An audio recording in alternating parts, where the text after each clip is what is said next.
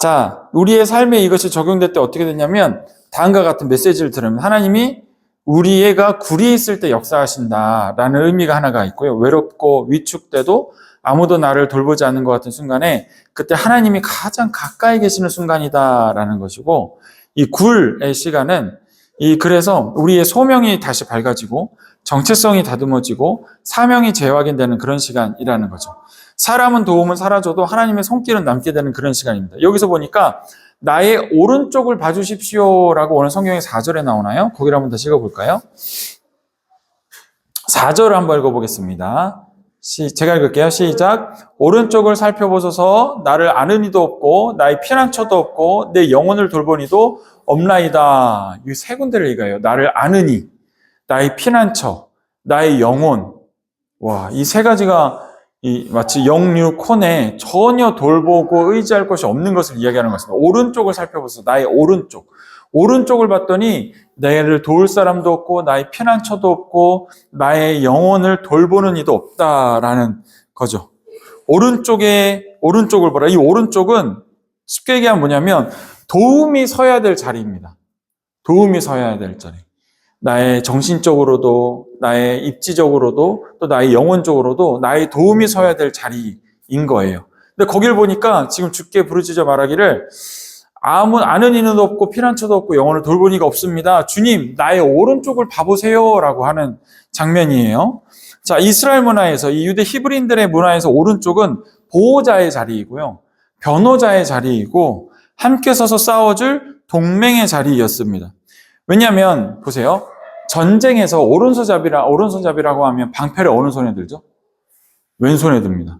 왼쪽은 방어가 할 게 있어요. 공격을 방어해주고 또 이렇게 막아주는 게 있지만 오른쪽은 상대적으로 비어 있습니다. 그래서 오른쪽은 이 군사적으로도 봐도 영적으로 봐도 도움이 필요한 자리입니다. 비어 있는 자리거든요. 방패가 없는 자리. 그래서 오른쪽은 가장 취약하기 때문에 신뢰하는 사람이 서야 되는 자리입니다. 그래서 다윗이 말한 오른쪽은 살펴보소서라는 것이 단순히 방향에 대한 이야기가 아니라 내 곁에서 나를 지켜줘야 할 사람이 서 있어야 할 자리를 주님 봐주세요. 근데 여기는 나를 도울 일도 없고 나를 지켜줄 사람도 없고 나의 영혼을 돌볼 사람도 없고 피난처도 없다라고 합니다. 원래 다윗에게는 그 오른쪽 자리에는 누가 있었냐면 사울이 있었습니다. 사울. 다윗의 인생에서 그 자리에 원래 서 있었던 사람은 왕 사울이었습니다. 자기의 장인이자 이 이스라엘 백성의 지도자 왕이었고 또 군대의 최고 권위자였고 다음 다윗을 세워줘야 할 리더였습니다. 골리앗을 쓰러뜨린 후 다윗은 사울의 오른편에 서야 할 사람입니다. 그러나 현실은 정반대였죠. 사울은 다윗의 오른편이 아니라 다윗에게 오히려 창을 들고 공격해오는 사람의 자리로 변했습니다. 골리앗을 쓰러뜨리고 오니까 백성들이 이야기하기를 사울은 천천히요 다윗은 만만이라 하면서 다윗을 지켜세우니까 사울의 그 이기심과 그 샘내하는 그것 때문에 오히려 다윗을 미워하고 자신을 후계자로 세워서 다윗의 오른편에서 든든히 다윗을 지지해주고 해야 될 사람이지만 그 자리가 완전히 비었다라는 것이에요. 보호자가 되어야 할 사람이 오히려 위협하는 사람이 되어버렸습니다. 그래서 다윗은 말합니다. 오른쪽을 봐주십시오. 나를 아는 자가 없습니다. 원래 있어야 할 사람이 없어진 자리. 정확히 말하면 있어야 할 사람이 적이 되어버린 거예요. 이 도움이 와야 될 이 자리에서 적이 되어버린 거죠. 이 아둘람 굴이라는 것은 다윗이 피하다 도망가서 숨어 들어간 곳이 바로 아둘람 굴이었습니다. 이 아둘람 굴에는 또 어떤 일이 일어났냐면 조금 다른 얘기하지만 아둘람 공동체가 생겼어요. 다윗이 그곳에 피해가서 있다는 소식을 듣고 다윗을 지지하던 사람들과 힘들고 같이 사울에게 핍박받던 사람들이 와서 다윗과 같이 아둘람 굴에서 공동체를 이루고 살아가는 그런 영적인 회복이 있는 자리도 맞습니다. 자, 요나단, 사무엘도 그 자리에 있었어야 했습니다. 그러나 요나단도 완벽하게 그 오른쪽 자리를 채울 사람 아니었어요. 다윗을 사랑했지만 왕자의 신분으로 그 다윗이 있는 굴까지 올 수는 없었다고 이야기를 해요. 또 사무엘도 기름 부었지만 다윗에게 이미 은퇴한 선지자였죠. 가장 결정적인 순간에 함께 서줄 사람을 함께 서줄 수 없는 사람들만 지금 있는 거예요. 사무엘이나 요나단도. 그래서 다윗은 다윗의 고백은 과장이 아닙니다. 나를 돌봐주는 자가 없고 피난처도 없고 나의 영혼을 지켜주는 자가 없다라는 것이 과장이 아니라 정말 이 이스라엘 히브리 문화 속에서 오른쪽이 텅 비어버린, 내가 도움을 받아야 할, 내가 지지를 받아야 될 곳이 완전히 텅 비어버린 사람입니다. 이 굴 안에서 다윗은 어떻게 하냐면 주님, 내 이 자리가 비었습니다 라고 보여드리는 행위를 하는 거예요. 이게 굉장히 중요합니다. 이것이 비었다고 해서 다른 것을 채우려고 막 그런 것이 아니라 그 비어진 자리를 하나님께 보여드렸어요. 주님 보소서 내 오른쪽이 비었나이다 라고 이야기하세요. 하나님께 누구 좀 보내주세요. 이 환경을 바꿔주세요. 오른쪽을 채워주세요 라고 자기의 판단과 생각으로 이야기한 것이 아니라 하나님이 오른쪽을 한번 보세요 라고 말씀하시는 거죠. 비어있는 자리를 하나님께 보여드리는 기도였습니다.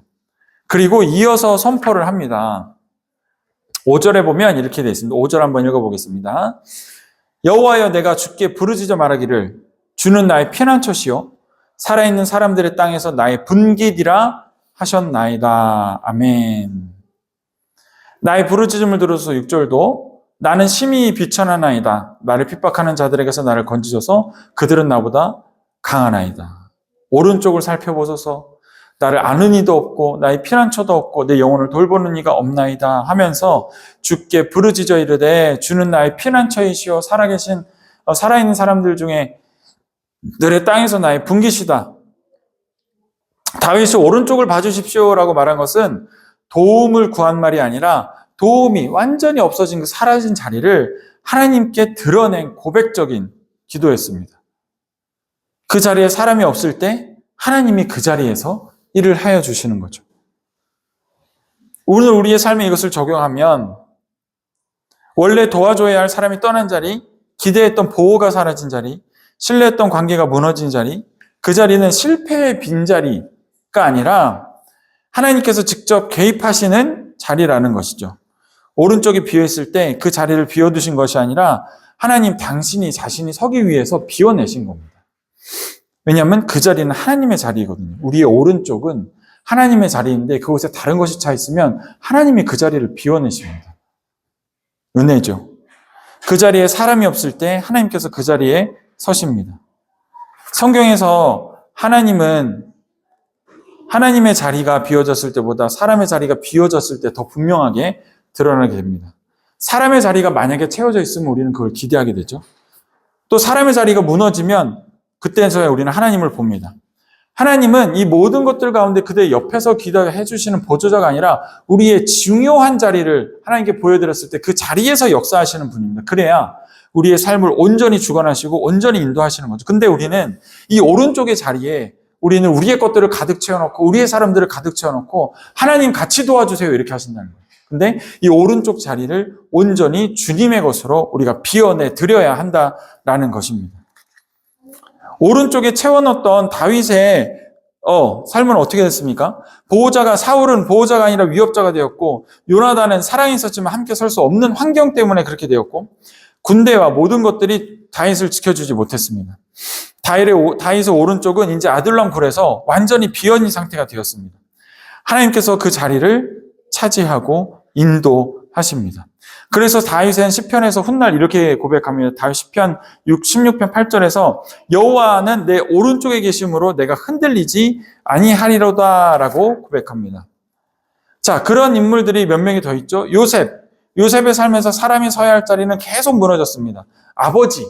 아버지가 그 오른쪽에 든든히 서 있었지만 결국은 없어지고 형제들을 그 오른쪽에 있는 사람들을 생각했지만 자신을 배신했고 보디발이라는 든든한 사람이 오른쪽에 서 있었지만 여러 가지 사건으로 그게 없어지게 됐고 애굽의 총리가 되었지만 결국에는 하나님께서 사용하시는 하나님께 온전히 그 자리를 내어드렸을 때 그가 하나님과 함께하고 하나님의 능력대로 일하는 사람이 되었던 사람입니다.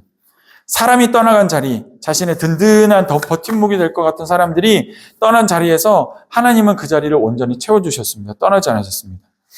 모세는 또 어땠습니까? 모세에게는 전혀 일치할 것이 없었습니다. 그 왕자된 자리도 하나님께서 비우셨죠. 또 자신이 다 비워진 다음에 하나님께서 그 자리를 채우셔서 이스라엘 백성을 구해내는데 하나님께서 그렇게 쓰셨습니다. 자, 예수님도 마찬가지죠. 모든 사람이 떠났을 때 주님의 능력을 온전히 발휘하시는 하나님 뜻이 완성됐습니다. 십자가에 달려가셨을 때 완전한 고독의 상태, 자신의 제자들, 지지하던 사람들이 모두 등 돌리고 와, 저 사람이 십자가에 달려 죽었구나라고 놀랐을 때, 그냥 버림받았을 때, 그때 하나님의 구원이 완성된 것처럼 하나님께서는 그런 자리에서 일을 하신다라는 거죠. 오늘 우리 삶에는 우리 오른쪽에는 무엇이 있습니까? 우리의 보호자가 있습니까? 또는 우리를 이해해 주는 사람이 있습니까? 또는 우리를 도와주는 사람이 있습니까? 근데 이 자리가 비워져야 하나님께서 우리를 인도하십니다. 이런 사람들을 무시하고 밀어내라는 것이 아니죠. 이 사람과 하나님 자리가 바뀌어 있으면 이 자리를 바꿔야 됩니다. 도와주는 사람이 보조가 돼야 되고, 의지해 주는 사람이 보조가 돼야 되고, 나에게 좋은 말과 나의 영혼을 지켜주는 든든한 멘토가 내 오른쪽에 보조자가 돼야 되고, 그 오른쪽에 온전한 자리에는 하나님께서 앉으셔야 된다라는 것이죠. 하나님께서 그럴 때 일하게 되는 줄 믿습니다. 아멘. 여러분, 그럼 우리가 점검해 봅시다. 오른쪽에 비어 있을 때 생기는 세 가지 영적인 변화가 있습니다. 오른쪽이 비어 있으면 어떤 변화들이 우리에게 선하게 돌아오느냐? 의지 중심의 사람에서 하나님 중심의 사람으로 이동을 하게 됩니다. 오른쪽에는 원래 기대와 의지가 있던 자리입니다. 기대와 의지라는 것은 어떤 사람이 될 수 있고 사건이 될 수 있고 환경이 될 수가 있습니다. 근데 우리가 그것을 기대하고 의지하는 것이 하나님보다도 더 확실한 증거로 자리 잡았을 때가 오른쪽의 자리가 다른 것으로 꽉 차 있는 자리라는 거죠. 근데 그 자리가 비어 있다는 것은 기대할 것이 사라졌고 의지할 것이 사라졌다는 상태입니다. 다윗은 그 자리를 다시 자기네 사람들로 채우려 하지 않고 오직 하나님의 것으로 채우기를 소원했습니다. 주님만이 나의 피난처시고 살아있는 사람들의 땅에서 그 사람들이 나의 주인이 아니라 하나님께서 오직 나의 주인이십니다 라고 말씀하십니다. 도움의 방향이 이 수평적 도움이 아니라 수직적 하나님께로부터 오는 도움의 방향으로 바뀌었습니다. 사람을 바라보던 눈이 하늘을 바라보는 눈으로 바뀌게 된 것이죠.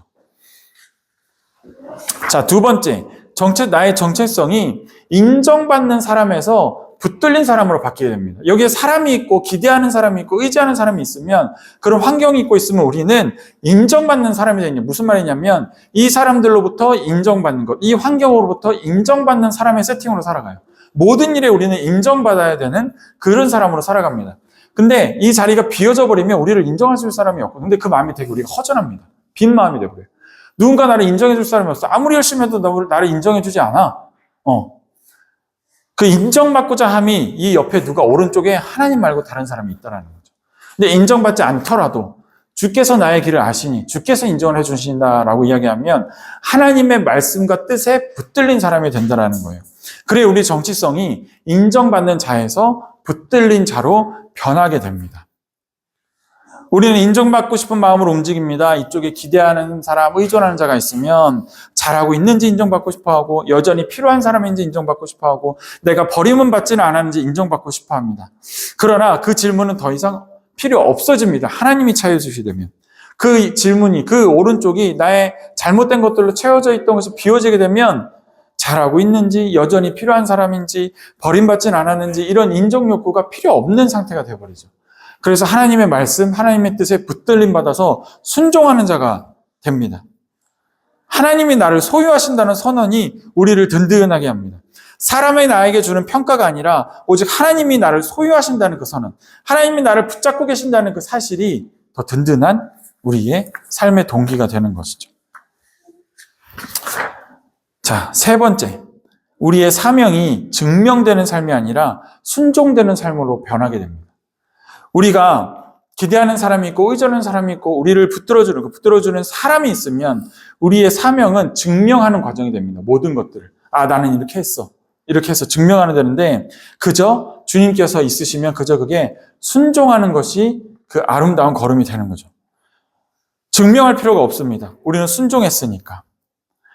사람이 오른쪽에 있으면 우리는 자주 증명하려고 살아갑니다. 내가 틀리지 않았다는 것을 증명하려고 하고 내가 버려진 사람이 아니라는 것, 내가 잘하고 있다는 것, 내 일이 여전히 가치 있다는 것을 증명하려고 살아갑니다. 그러나 오른쪽에 비어있으면 이런 질문들이 의미 없어집니다. 증명할 대상이 사라지기 때문에. 다윗은 왕이 될 사람인데도 굴에서 아무것도 증명하라고 애쓰지 않았습니다. 내가 주께 기름 부음 받은 자다라고 증명하려고 애쓰지 않았고 내가 이 땅에 하나님께 부름받은 자다라는 사명만 가지고 그 자리에서 순종하며 하나님의 뜻을 기대하며 하나님 내 오른쪽이 비었습니다라고 이야기할 수 있던 것이 다윗의 말입니다. 결과를 만들려고 하지 않고 하나님께 그 모든 것을 내어드리며 내 오른쪽에서 나를 주관하며 나의 분깃으로 주님께서 계셔주시기를 소원하는 그 마음 하나였습니다. 예수님의 기도 중에서 그게 가장 중요하죠. 예수님이 만약 증명하는 삶을 사셨다면 주님, 내가 제대로 하고 있는 것이 맞습니까? 하나님, 내가 이게 맞습니까? 라고 자꾸 증명하려고 했을 거예요. 그러나 십자가의 길을 거셔갔던 주님께서는 하나님께 딱 이 말씀 한 번 하셨습니다. 주님, 내 뜻대로 마옵시고 아버지 뜻대로 하옵소서. 아멘. 사명은요, 증명이 아니라 완전한 순종함으로 완성이 됩니다. 소명도 마찬가지입니다. 우리에게 부르심이, 이 소명이 잘하고 있나? 제대로 하고 있나? 물론 말씀 앞에 계속 점검하는 건 중요하지만 이것이 다른 사람들에게 증명되는 일이 될 필요는 없다라는 것입니다. 오직 하나님 앞에 오늘 하루를 감사하게 잘 살아가면 됩니다.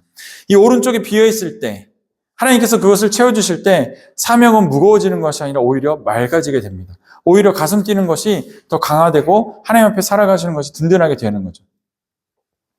자, 세 가지 영적인 변화. 오른쪽이 비어있어 하나님이 채워주실 때 우리의 의지는 우리의 의지가 아니라 하나님의 의지가 되고 우리의 정체성은 하나님께 속하게 되고 나의 사명은 하나님께 맡겨지게 되는 겁니다.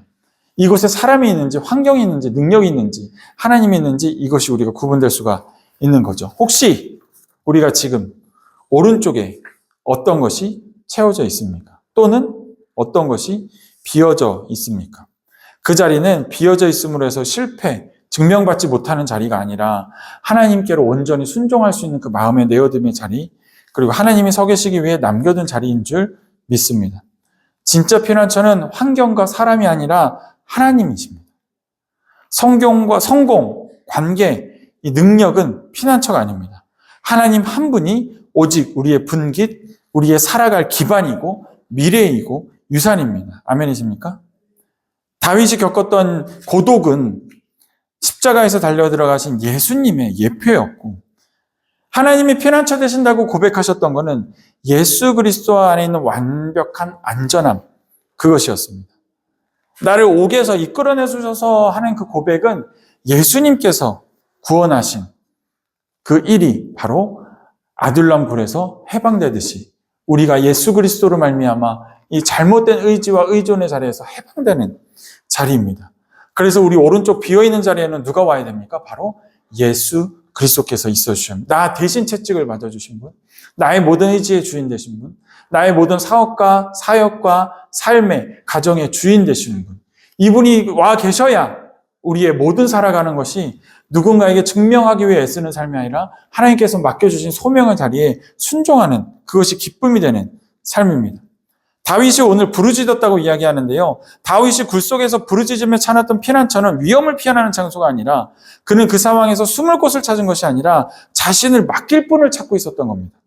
나를 온전히 맡아주실 분, 나를 온전히 담당해 주실 분, 그걸 사람으로부터 든든한 누군가 기업가, 사업가, 선배를 찾은 것이 아니라 하나님이 그런 분이 되어주시기를 간절히 찾았던 것이죠. 그래서 그의 상황은 굴에 갇힌 것 같았지만 그 시간은 완전한 비어짐의 시간이었고 이제는 하늘 아버지를 바라보며 어디에 가든지 아골골짝 빈들에서도 주님을 찬양하는 사람이 되었고 여호와의 나의 목자시니 내가 부족함이 없으리로다. 내가 사막의 음침한 골짜기를 걸을지라도 주께서 나의 도움이 되신다는 그 말씀이 바로 다윗의 입에서 온전하게 나올 수 있었던 것입니다. 그렇게 다윗이 바라봤던 하나님은요, 우리의 바로 옆에 우리와 같이 되어주시고 우리의 분깃이 되어주기 위해서 사람이 되어 오셨습니다. 그분이 바로 예수 그리스도이십니다. 우리가 지켜지지 못해도 십자가의 길로 떠나진 분, 우리가 붙들지 못해도 우리를 붙들어주시는 분, 우리가 무너진 자리에서 가장 확실한 안전이 되어주시는 분. 그러므로 오늘 우리의 피난처는 문제가 사라지는 환경이 아니라 문제 한가운데 계신 예수 그리스도를 잡는 것이 문제의 해결인 줄 믿습니다. 우리 오른쪽이 비어있다면 그리스도가 서 계실 수 있는 자리입니다. 다윗이 굴에 살았듯 우리는 그리스도 안에 사는 줄 믿습니다. 그분이 우리 안에 있을 때 우리는 더 이상 흔들리지 않죠. 주님은 우리의 피난처이시며 그 피난처는 예수 그리스도이십니다. 오늘 이렇게 다윗의 모습을 보며 그것이 결국은 예수님의 자리임을 우리가 확인합니다. 우리의 삶의 자리에, 삶의 중심에 문제를 피하는 것이 아니라 그 문제 가운데 서 계신 예수님을 나의 피난처로 삼으시고 나의 기도 제목으로 삼으시는 저와 여러분 되기를 예수님으로 축복합니다. 아멘. 기도하겠습니다. 하나님 감사합니다. 오늘도 우리의 말씀 가운데 삶을 올려놓습니다. 우리가 우리 오른쪽에 무엇이 있었는지 한번 돌아보기를 소원합니다. 그리고 회개하기를 바랍니다. 이 회개는 단순히 죄된 것을 고백하여 주님께 올려드리는 것이 아니라 삶의 태도를 온전히 변화시키는 것을 회개라고 배웠습니다. 이 비어있는 자리에 우리의 오른쪽에 우리의 삶의 태도를 완전히 변화하여 우리가 의지하는 것들이 다 사라지고 벌어지게 하시며 또 그 문제 가운데 계신 주 예수 그리스도를 붙잡음으로 아버지 우리 오른쪽에 온전한 피난처시고 도움이요 나의 영혼에 도움 되시는 주님을 온전히 붙잡고 바라보게 하여 살아가게 하여 그것이 우리의 삶의 온전한 분깃이 되게 하여 주시옵소서. 우리를 붙들어 주시옵소서. 감사드리며 주님 앞에 소원하며 예수님 이름으로 기도드립니다. 아멘.